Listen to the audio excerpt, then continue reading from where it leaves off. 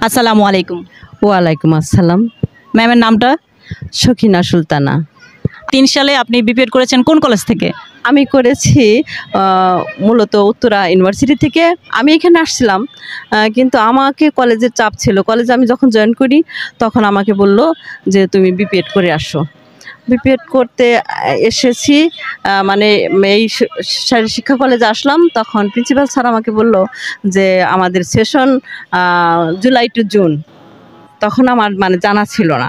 তো আমাকে আমার যে প্রিন্সিপাল সে আমাকে চাপ দিতে ছিল যে আপনি এবছরই আপনার করতে হবে, আপনি প্রাইভেট থেকে করেন।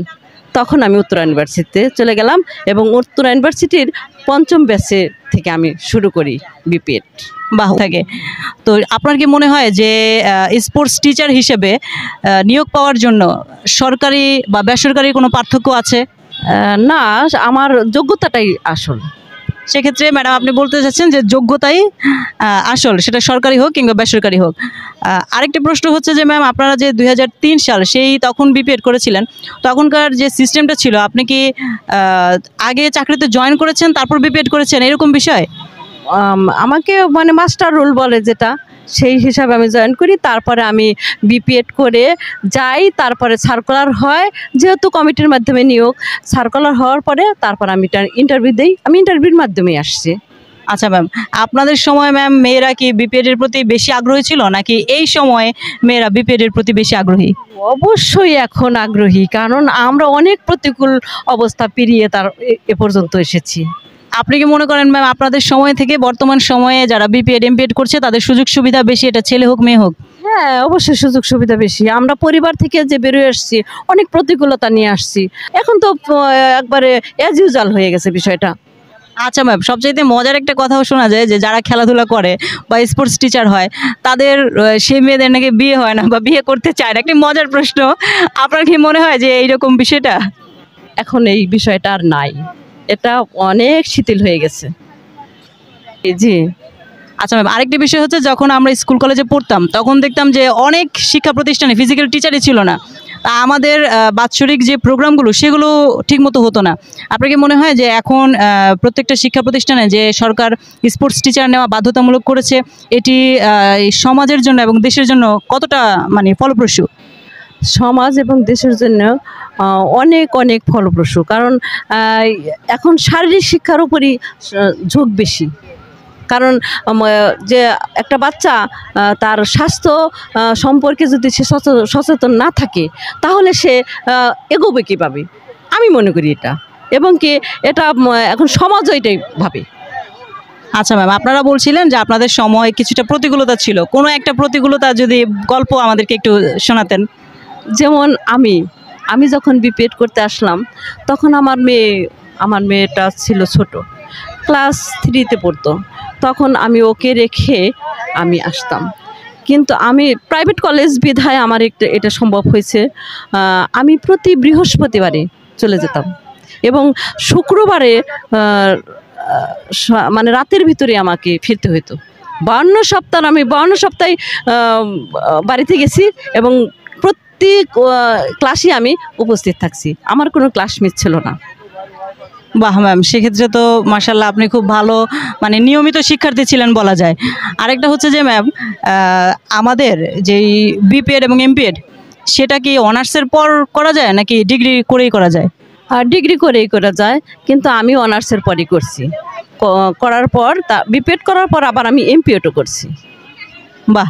আচ্ছা ম্যাম, আরেকটা বিষয় হচ্ছে যে আমাদের এখন 5টা ইউনিভার্সিটি সরকারি এবং বেসরকারি মিলে 5টা ইউনিভার্সিটিতে 4 বছরের যেই শারীরিক শিক্ষার উপরে অনার্স চালু করেছে।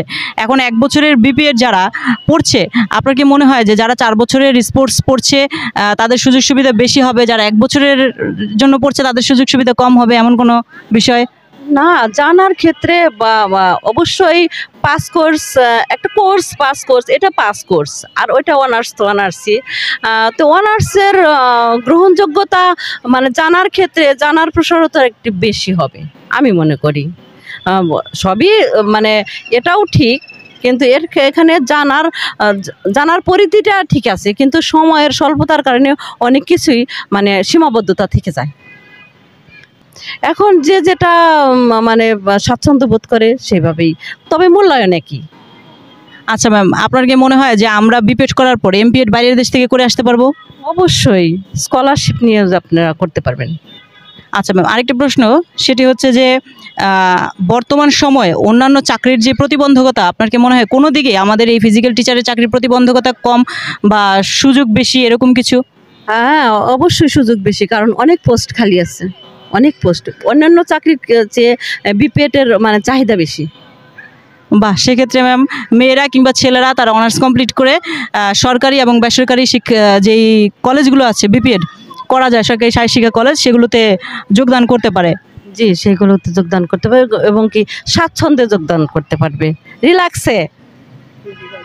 আচ্ছা ম্যাম, এই সরকারি শারীরিক শিক্ষা কলেজগুলোতে বা বেসরকারি কলেজগুলোতে এখানে কি মনে করেন যে মেয়েদের নিরাপত্তায় কোনো বিঘ্নতা আছে? না, নিরাপত্তায় কোনো বিঘ্নতা নাই, আমি দেখি নাই। কারণ আমি যখন বিপিএড করছি তো সেকালে ধরতে গেলে সেকালেই তখনও অনেক নিরাপত্তার মধ্যে আমরা করেছি, এবং আমাদের ছাড়ারা এমনভাবে আমাদের মানে পরখ করে রেখেছে, আমাদের মানে কেউ আমাদের গায়ে কাঁটার চুল লাগতে দেয়নি। এত মানে স্বাচ্ছন্দ্যে এবং সৌহার্দ্যে আমাদের ট্রেনিং করাইছে। এটা হয় যারা প্রাণ খোলা মানুষ তারাই এই প্রফেশনে আসে, আমি মনে করি। আর প্রাণ খোলা মানুষ কখনো বিপদগামী হয় না। ম্যামের কথাটা অসম্ভব ভালো লেগেছে যে প্রাণ খোলা মানুষ কখনো বিপদগামী হয় না, এবং যারা প্রাণ খোলা মানুষ হাসতে পারে, আনন্দ করতে পারে, সেই ছেলে বা মেয়েরাই বিপিএডে আসে। এবং বিপিএড অনেকে মনে করে যে শারীরিক শিক্ষা টিচাররা শুধুমাত্র পিটি টিচার একসময় ভাবা হতো, কিন্তু এখন সে ধারণাটা ম্যাডাম পাল্টে গেছে, কি মনে হয়? জি, এখন সে ধারণাটার থেকে অনেকখানি আমরা মানে সরে আসছি, আমরা পজিটিভে চলে আসছি, নেগেটিভ ছেড়ে। এখন বলা যায় যে আমরা একটি নির্দিষ্ট, যারা অনার্সের পর বিপিএড করছি বা এমপিএড করছি, নির্দিষ্ট সাবজেক্টও আমাদের নলেজ আছে, এবং আমাদের এক্সট্রা কারিকুলামেও নলেজ আছে, এবং আমাদের বাড়তি যেটা হচ্ছে আমাদের খেলাধুলায়ও নলেজ আছে।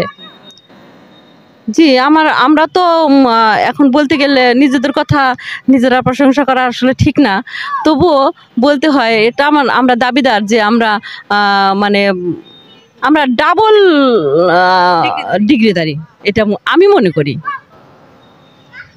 সবার জন্য আমার দোয়া এবং শুভকামনা রইল। ধন্যবাদ।